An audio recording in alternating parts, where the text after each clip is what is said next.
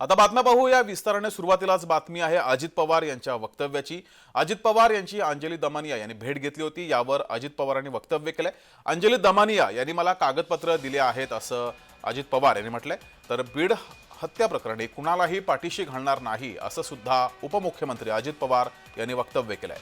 तर सुरेश धसांना काय वाटतंय याच्याशी घेणं देणं नाही असं म्हणत अजित पवारांनी आमदार सुरेश धसांना टोला लगावलाय। त्यांनी काही कागदपत्र माझ्याकडे त्या ठिकाणी दिली।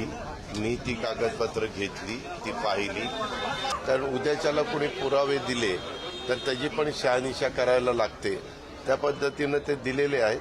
त्याच्याबद्दलच्या काय वस्तुस्थिती नक्की पुढे येते आणि त्या प्रकारे मग पुढच्या गोष्टी काय करायच्या ते ठरवलं जाईल। सुरेश धसला काय वाटतंय त्याला मला काय त्याच्याशी घेणं देणं नाही। मी या सरकारमध्ये भाजपच्या बरोबर भाजपच्या वरिष्ठ नेत्यांशी मी चर्चा करत असतो। त्यांच्याशी चर्चा करून महायुतीचं सरकार व्यवस्थित पुढे काम करावं असं वेगवेगळ्या पक्षातले खालचे कार्यकर्ते बोलायला लागले तर त्याला काही अंतच राहणार नाही। त्याच्या संदर्भामध्ये जी भूमिका असेल ते अमित शहा आम्हाला सांगतील, भाजपची आम्हाला देवेंद्र फडणवीस साहेब सांगतील, आम्हाला चंद्रशेखर बावनकुळे साहेब सांगतील, आम्हाला नड्डाजी सांगतील। हे बरोबर आहे ना।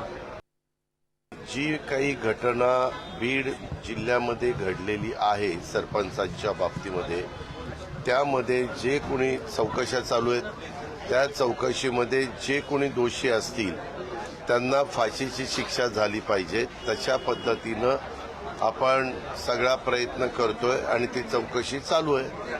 त्याच्यात जर कुणाचे आणखीन काही नावं आली तर त्यांच्यावरही कारवाई केली जाईल।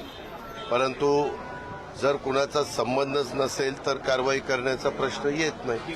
पण संबंध असेल तर निश्चितपणे कोणालाही पाठीशी घातलं जाणार नाही आणि हीच भूमिका राज्याच्या मुख्यमंत्र्यांची पण आहे आणि माझी पण आहे।